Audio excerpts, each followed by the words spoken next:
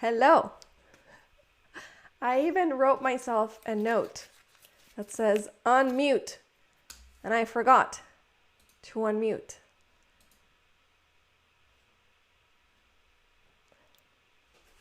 But we have unmuted, so we are good. As you can see, I can get a lot fancier with these things right here, this menu right here. Christopher Price is in the house. You know what? He and I went to elementary school together. Godzilla is here. I don't know where Joel is, but he told me he was going to join. I hope there's more people coming. I'm trying this setup because, like Christopher is saying in the chat, it's a lot fancier and I can show you a lot more things than what I can do on Instagram. I think it's important that when I talk about graphs and numbers, I really love the capabilities that I have in this setup. And so I did some tests, and it's funny that Godzilla Megatron is here. That's his chat name. I love it. He had recommended that I go live and do the news recaps on YouTube, and I told him no. This was maybe like a week ago. But I really, really want to use some of these capabilities so that I can transfer the information or transmit the information to people, and not just me talking to my phone all the time, which doesn't convey a lot of the information. And here you can actually see the menu of what we're going to talk about. So if you're watching this later on, you will be able to know exactly what topics are going to be covered, and you can fast forward to the topics that you're interested in. So this is an experiment. I'm glad that most of you that answered my little survey confessing that I didn't want you guys to be mad that I wasn't going to go live on Instagram, you guys don't seem to mind. So I am recording this and I will upload it to Instagram as soon as we're done. So you've already heard me talking for 2 minutes and 30 seconds. You're here for the news. That's what we're going to get to. So obviously we're going to talk about the 2020 election, many of the topics in there, what's going on with the Postal Service, what can we do? I know there's a lot of news about the Postal Service and there's a lot of frustration about what people can actually do about it. And that's what I want to talk about, as well as a letter from Nancy Pelosi and a few more things in there related to the election. And then we're going to talk a lot about coronavirus news, talk about the latest numbers, the negotiations in the Senate with the White House, and the unemployment numbers that came in today. So if you haven't subscribed to my YouTube channel, please subscribe. Help me get to this goal of 1,000 subscribers by August. My birthday is coming up, so I wouldn't mind getting to that goal by my birthday. Let's get started with the news, and I'm going to show you my side screen. This is why I love the fanciness of OBS, because I can show you that. Did you see that transition? I forgot that I had that enabled, but anyway, it's useful for a number of reasons. So let me go back to my script. By the way, I should probably mention that things might change by the time you watch this video, in case you're watching it not live. So just want you to keep that in mind. The first thing we are going to talk about is the Postal Service. So this just blows up my phone with so many different news related to what is going on. Trump is doing everything possible to block funding for the United States Postal Service because he doesn't want people to vote. And I'm going to tell you exactly what he has said. Godzilla is wishing me a happy birthday, and I'm very grateful. So on Wednesday, he told reporters that he would not approve the $25 billion in emergency funding for the United States Postal Service or the $3.5 billion in supplemental funding for election resources. These are all requests from the Democrats. Today, Thursday, he tried to link this relief spending proposal for helping the United States Postal Service to voter fraud, which is absolutely false. He told Fox News earlier today that the Democrats need that money in order to make the post office work so it can take all of these millions and millions of ballots But if they don't get those two items, that means you can't have universal mail-in voting. So you know where he stands on this. I mean, this is like, it doesn't take a genius to figure out what he's trying to do. Later, he appeared to walk back on his comments. And so he said, if they make a deal, the Postal Service is taken care of. All they have to do is make a deal. We're going to talk about the deal a little bit later. In the meantime, states are working to increase the capacity for mail-in voting because there's going to be an unprecedented amount of people expected to vote by mail in the fall because of the coronavirus pandemic. They're also trying to extend early voting times. Even Texas, for example, a state led by a Republican governor. In Texas, you need a specific excuse to request an absentee ballot, and coronavirus doesn't count. So they actually extended early voting windows by a week. It's not enough, but at least it's something. There's a number of other states where you used to have an excuse to needed an excuse to request a mail-in ballot. They have removed those things. Other states, for example, I'm going to tell you, for instance, I should have marked this so that I could find it a lot easier. Rhode Island. I'm going to get to that. I know I have it right here. Right here. The Supreme Court today rejected the request by the Republican National Committee, the RNC, and the Rhode Island Republican Party to block voters from casting mail-in ballots without in-person witness verification during the coronavirus pandemic. Why? Because they don't want voters to be exposed. So, as I was saying, the states are trying to increase the capacity for mail-in voting. Why is Trump desperate to block this? In March, he told Fox and Friends, this is an interview, that Democrats want levels of voting that if you ever agreed to it, you'd never have a Republican elected in this country again. So basically, you just make it impossible for people to vote so that Republicans who don't care about people can just hold on to power. This is basically how I'm translating this. Maybe Republicans should worry more about how to take care of people instead of trying to suppress their votes. But those are just my 2 cents. In actuality, voting by mail, the only thing it does is increase voter turnout. It does not create advantages for either Republicans or Democrats. Utah has, I believe, a Republican Secretary of State. Washington State also, universal vote by mail, just like Utah, has a Republican Secretary of State. So they have vowed and shared how beneficial it is to have universal mail-in voting. But as you saw, Trump is having none of that because he believes that if you let people vote, then Republicans are never going to get elected.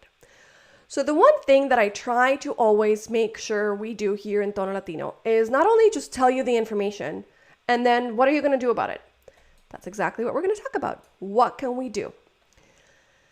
So it's frustrating, but what we can do, if you are not in the states where you're automatically going to receive your absentee ballot, the first thing you need to do is request your ballot as soon as you can and return it as early as possible. So that way, the Trump administration cannot question the validity of the ballots after Election Day. The other thing is that I'm guilty of this. I have never mailed my ballot back because I usually wait until the last possible minute to fill it out. I know it's horrible. I'm just coming clean. But what I do every single time is personally drop it off at the elections office. So in your cases, in the case of other voters, you can circumvent the postal system and you can just drop the ballots in, this is important, official ballot boxes or elections offices, okay? And the other thing that I was talking about earlier is early in-person voting. So you can just try to go and vote in person as early as possible, okay? Those are the things that we can do. Very important. Now we're going to talk about Nancy's letter. And before I go into the letter, I have to give you a little bit of background story. You guys are very quiet in the chat. I really want to know how you guys feel about this. By the way, there's about a 10 to 15 second delay from the time I say something to the time you hear it. I just wanted you guys to be aware of that. It's something that my husband would really like to know. So this all comes down to what's happening in the United States Postal Service. And Trump recently appointed one of his donors as the Postmaster General, so the boss of all of the United States Postal Service. And this man started doing cost-cutting measures and doing a bunch of stuff that is extremely worrisome, and that's why so many people are freaked out. There are former top officials at the United States Postal Service that have warned that all of the operational changes that this man has done or implemented are going to disenfranchise voters. So we're going to talk about Nancy's letter. Nancy Pelosi, Speaker of the House, and 174 House Democrats wrote a letter demanding that the U.S. Postal Service reverse operational changes. So all the changes that this man, his name is Louis DeJoy, or Louis, whatever, DeJoy, has implemented, that they should go back to where it was, because there's a danger that his changes will hamper mail-in voting on Election Day. Here's where I just have to say, Nancy, he doesn't care. Let's be serious. He does not give a crap.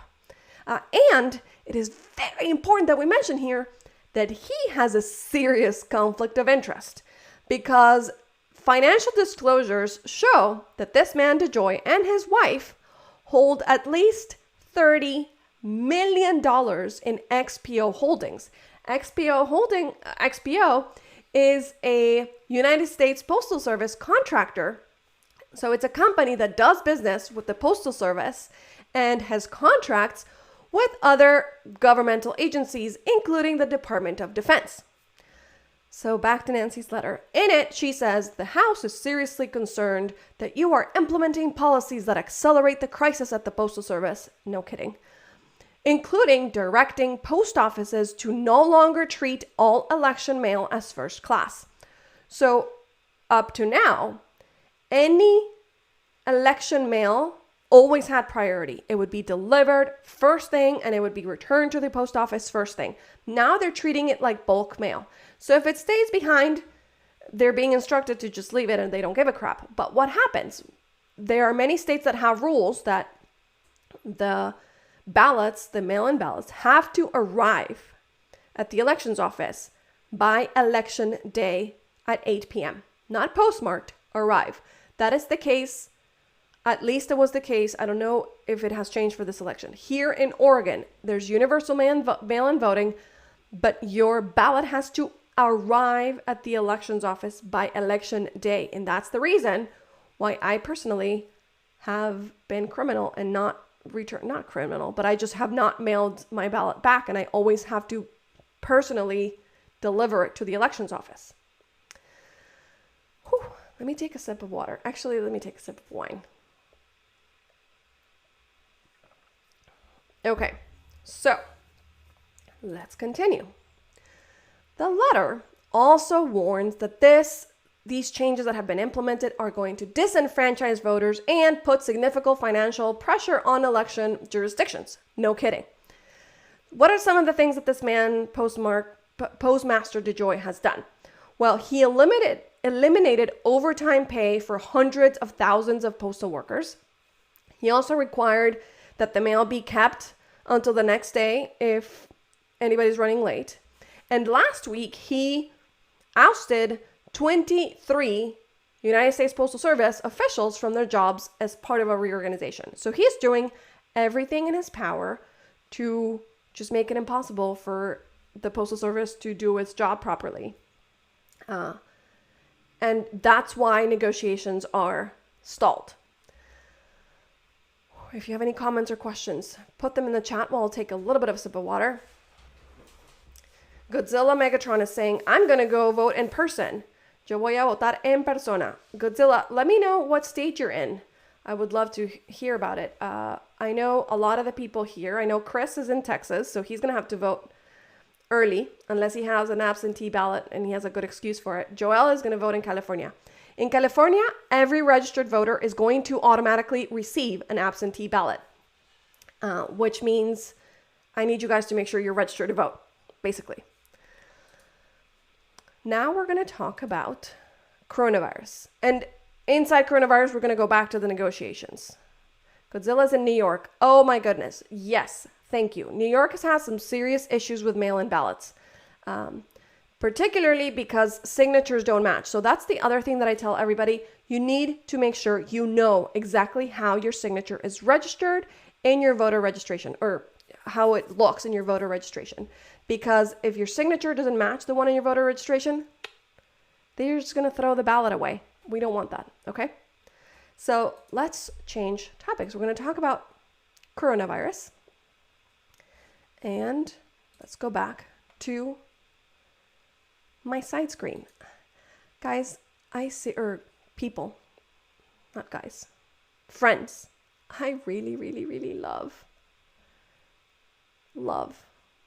the setup that I have here that I can show you my screen. Like, I love this so much. And I don't know if it means anything to you, but I'm really excited about this. So let's talk about the numbers. The interesting thing is that for me, the Washington Post and the New York Times, two huge newspapers, have quite a difference in the numbers. So if you see here, the Washington Post is reporting 163,000 people at least have died, and 5.2 plus million cases. But in the New York Times, the number of deaths is reported as 167,000. I just find that interesting. But we're going to talk about the latest numbers and everything that is going on. Let me go back to main scene, move my little arrow so you know exactly what I'm talking about. Bing! Latest numbers right here. I hope you're doing okay. If you're in the chat, just say hello, ask questions, feel free. Tell me what you would like to know more about. I don't know if I know the answer, but I can certainly look it up. I love doing that. So yesterday, the United States reported nearly 1,500 deaths. So this is a record single day that we haven't hit since the middle of May. However, Trump insists that we open our schools and open up businesses. He's been complaining that college football is not going to happen. He calls it a tragic mistake. Interestingly, more than half of the deaths reported yesterday, Wednesday, were spread across only 5 states. 5 states. The 7-day average for the whole country is above 1,000 people a day for 17 consecutive days. I'm going to confess to you, there is one big news story about the difference in numbers. I read it 2 different sources, 3 different times, and I don't understand exactly what it means. I can read it to you and hope you understand it better than I did. It says the following. According to an analysis of estimates from the Centers for Disease Control, at least 200,000 more people have died than usual since March. So I'm guessing the CDC just keeps track of how many people die on average every year. And this year, at least 200,000 more people have died than usual since March. This is the part that threw me off, about 60,000 higher than the number of deaths that have been directly linked to the coronavirus. So the way I interpret it is that according to this, we should add 60,000 to the number that we see here on the screen. So that would put our actual death toll way over 200,000 deaths. But I might have misunderstood, and I totally wanted to come clean about that, so you knew that I was kind of confused about this news. The other thing that I wanted to mention, and I didn't know how to put this in my headlines, was about where people are directing their energy. And Joe Biden today, presidential candidate Joe Biden, called for a national mask mandate, which is a huge, huge, huge contrast to what we have seen from Donald Trump, right? So Joe Biden said today, every single American, every single person should be wearing a mask when they're outside for the next 3 months at a minimum. Every governor should mandate mandatory mask wearing. That's literally what he said. Also, the director of the CDC, the Centers for Disease Control, Dr. Robert Redfield, said that the United States could have the worst fall from a public health perspective we've ever had if people don't follow the basic rules that are wear a mask, social distance, wash your hands, and be smart about crowds. It's very simple, guys. People. I keep saying guys. I need to be better about that. He also said that a number of years of underinvestment in public health infrastructure have left the United States completely unprepared for the greatest public health crisis that has hit this country in a century. There were some other reports, really troubling numbers about mental health due to the pandemic that are absolutely heartbreaking. I'm running a little bit too long and I don't want to extend this too much. So I want to get to the rest of the news so that you can go along your day. Also, apparently I forgot I have a meeting in 8 minutes, so I got to move it. Move it. Let me find my little arrow thing here. Boop. Let's talk about the negotiations. I told you at the beginning of the show, I don't know if we can call this show, that Trump was trying to block any kind of negotiation if it included the money for the Postal Service, but then he kind of backtracked. Unfortunately, the Senate said bye to DC and everybody's going home until Labor Day because they cannot get anywhere in negotiations. So the Senate's going to be gone until they decide to revisit negotiations. I have been talking about this for the last 2 weeks. The Democrats passed in the House a proposal that was above $3 trillion in May. But the Republicans, especially Mitch McConnell, wouldn't have this discussion. And the proposal that they came up with last week was $1 trillion. It's a $2 trillion difference. And the Democrats last week said they were willing to come down $1 trillion to $2 trillion. And the Republicans will just not go up. So Nancy, again, is saying we need to negotiate and we need people to meet us at the $2 trillion. The Republicans are saying no. Both parties are going to be very busy with the political conventions for the next 2 weeks. The problem here is that they're going to have to return. Let's pretend that they don't come back over the next 2 weeks.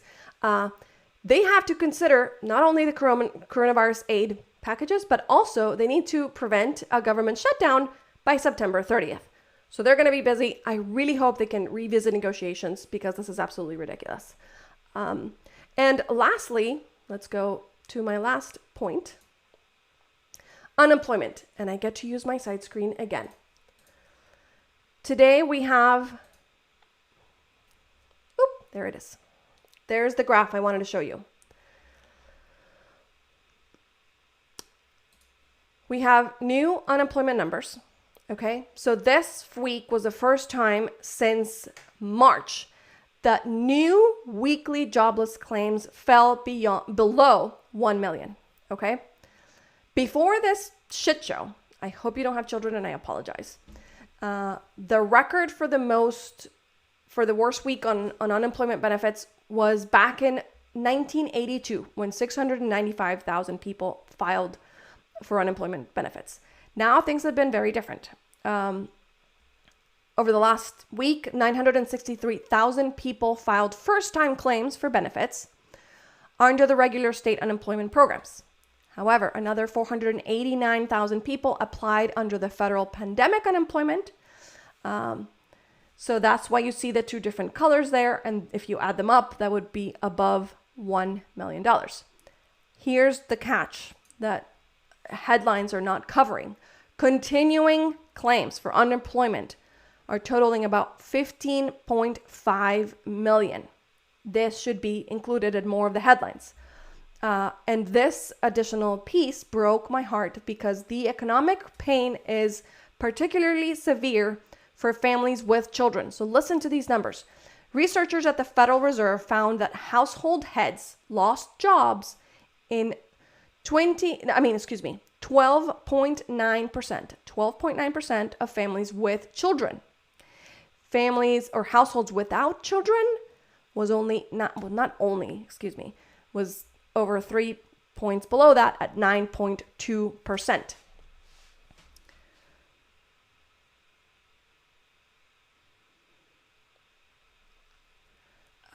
And here's the most heartbreaking figure. In single-parent households, the share jumped to 23.2%. So single parents with children lost their jobs at a rate of 23.2%. These are the people that need the most, and they're losing the most jobs. Absolutely horrible.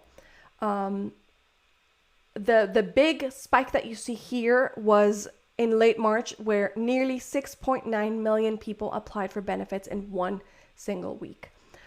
That is my roundup of all of the news. We have covered all of these topics.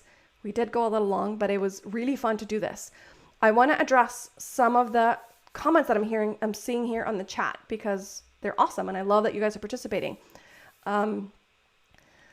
So I believe Joelle is talking about Senate leaving DC and saying shame on them. They should be solving this issue. I completely agree instead of taking time off. I agree. Christopher is saying, or Chris, I think I only call him Christopher when I'm mad. My 2 cents regarding voting, it's going to be impossible for someone to coordinate such an elaborate scheme to defraud the election via a manual vote. That is absolutely true. The rate of voter fraud in mail-in voting is 0.00006%. So 4 zeros and then a 6%. It's like non-existent. And as a person that votes by mail in every single election, I tell you, it's absolutely wonderful. You get your ballot, you get to sit down with your cafecito, your wine, hopefully not too much, because if you get drunk, you can't fill out your ballot. But you can actually enjoy the process and do enough research. You're not rushed. And then you are safe mailing it back or dropping it off like I do to vote. And that's why it's so important.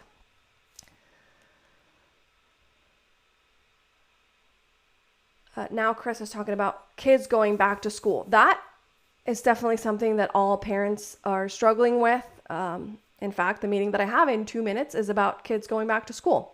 So I don't know how we're going to handle it. But what we do need is to continue to practice those 4 things at all times. Wear masks, social distancing, be aware of crowds, and wash your hands to try to minimize exposure and contagion as much as possible. That's going to be it for today. I've already kept you here for 28 minutes. I am so grateful you're here.